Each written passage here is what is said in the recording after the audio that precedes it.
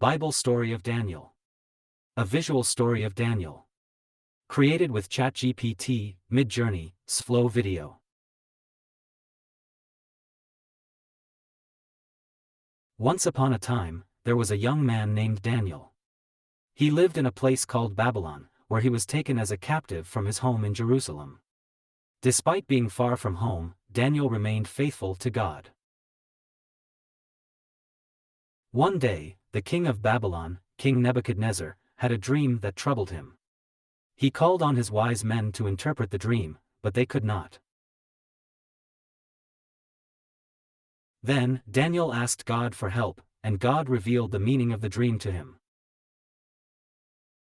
Daniel went to the king and explained that the dream was a warning from God.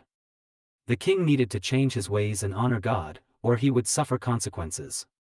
The king listened to Daniel and realized that he needed to change. Another time, jealous men tricked the king into making a law that no one could pray to any other god except the king for 30 days. But Daniel continued to pray to God 3 times a day, just as he always had.